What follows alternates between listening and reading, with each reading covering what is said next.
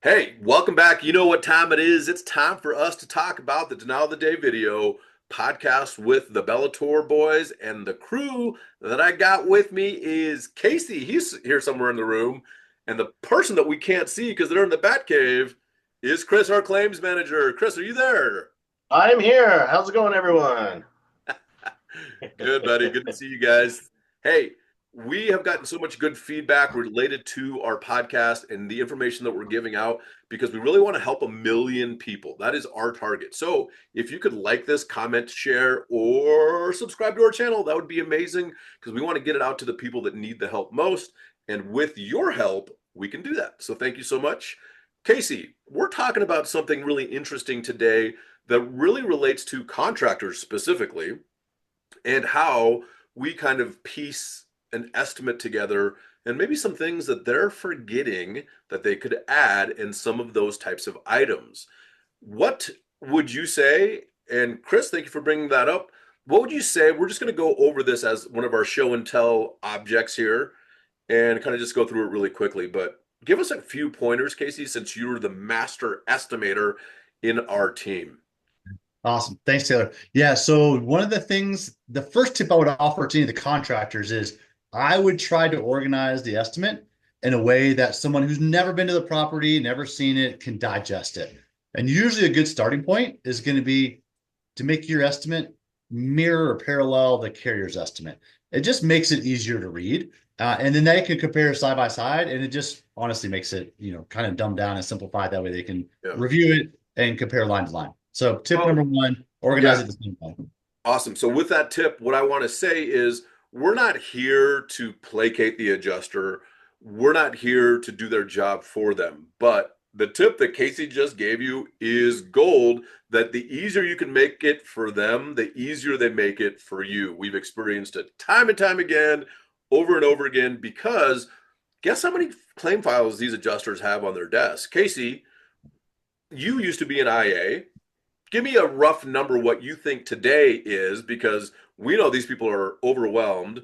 I have a number in my mind. I'll tell you that in a second. But Casey, what do you think? How many claims are these guys working on? So I would say, and I talked to a lot of adjusters, I know. most adjusters are going to be somewhere between like 90 to 120 claims in their queue that one person's responsible for. Wow. Boom, dude, that's crazy. I remember there was a person that was on a panel that we were talking to and with, as a presentation to some contractors last year, and her number, and this is the number that I remember, I'm assuming she said it, was 150. So even if you say there's 100, like one person's in charge of 100 different claims, the easier you can make it for them, the easier they'll make it for you. What next, Casey? Absolutely. And the next thing is going to be making sure we put notes in our estimate. So for instance, on this estimate that Chris has pulled up here, we're going to call them F9 notes, right? So we have notes under our line two that he just highlighted. If it's a code requirement, if it's something that they've missed, if it's a manufacturer requirement, any of those requirements by the municipality or the manufacturer, we're going to want to put those line items in there.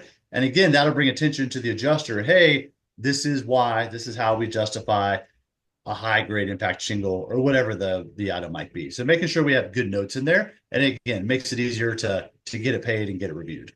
Right. Yeah, and one of the things I'll notice too is I see also you put a little bit in here for waste. Obviously, if this is 38 squares, the new one that you're putting on is about 41, just to cover a little bit of waste material. Is that correct? Yeah, absolutely. And obviously, there's going to be nuances if it's a hip roof or gable roof, all sorts of fun things like that. And if you say, hey, this has a lot of valleys or it's got a lot of hips on it, make a note in there. Hey, this is a complex roof. It's got multiple hip areas and 100 linear feet of valley. Any of those little notes you can put in there is going to make it easier for them for sure. Yeah. That's great. And so when we talk about our presentation as public insurance adjusters to the insurance company, legitimate and reasonable, that's what comes through our mind. What is legitimate, reasonable for this project, this reconstruction, whatever it might be, if it's a roof, interior, any of the above, all of the above. The question comes down to, is what's on the estimate reasonable and is what's on the estimate legitimate? If it is, great. And the F9 notes allows you to legitimize why you're saying, hey, this is required or this is needed and this is what should be done because of F9 notes. So awesome. What else do we have for the viewers today? And then typically the easiest way to organize it is going to be do each elevation, the front of the house, the right side of the house, the rear of the house, left, in a sequential order. That way it makes sense. Just like if you're walking around taking your photos, it's going to make sense when you're reading your actual estimate too. Right. Yeah, yeah. Yeah, I've seen that on here. And then it looks like we move on to other structures. Like this particular property had a shed, pole barn. So you do the full, primary dwelling first if this is residential, start with the roof, the different elevations, then you move on to different structures, it looks like. Right.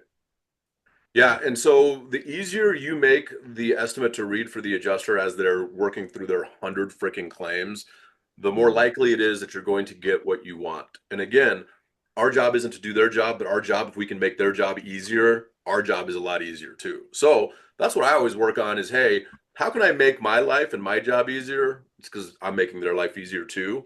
They appreciate it. And also that's a lot of goodwill that goes in your way.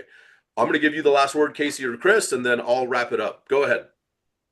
Yeah, so I love it. So I used to be an independent adjuster, and the easier, better information that was provided to me, I could get it reviewed and get it paid. Or if it was a large dollar amount, then I could take that information, provide it to a manager, which is the workflow for everybody. Provide it to a manager, they can look at it. Yeah, it makes sense. Check the box. Good to pay. That's right, man. Yeah. If they can check the boxes, that makes it so much easier for them. Chris, what say you, my friend? Yeah, and like I said, keep it all on the easy level, but just know that this is what we do for a living. I mean, we're public adjusters. We're Right. gonna obviously, you bring us on to increase your claim because for some reason it's not getting increased where it needs to be. And so these are just some of the things that we do on the back end that you don't see as far as investigating the property, putting together proper estimates, putting together a great public adjuster report, all of our findings. That way we can send to the carrier to where it's easy, they can see it, and we kind of just bring them up to speed of, okay, this is where everything's at, this is where we need to be. So That's right. And Chris brings up a really good point is this is obviously a super high level of what we dig into if we're looking at ordinance and law, requirements from the HOA, whatever else it is. We've gotten so many different claims paid in different ways because we dig into the details to make sure everything is in the estimate and our public adjuster report. So I'll just speak to that real quick. One of the things that we do that's different than most public insurance adjusters is we do a public adjuster report for each property that we adjust. And that claim based on that report has so much more strength than, hey, here's an estimate. Yeah, hey, here's an estimate, but here are all the photos, and here are the reasons why, and these are the specifications, and so on and so forth. And like I've had reports that are hundreds of pages long, and we've won claims because of that. So just remember that, and when you're choosing your public insurance adjuster, visit us at bellatorclaims.com because we want to help you as best as we possibly can. All right. Hey, thank you so much for joining us. Please like, comment, share, and subscribe to our channel. We'll see you next time.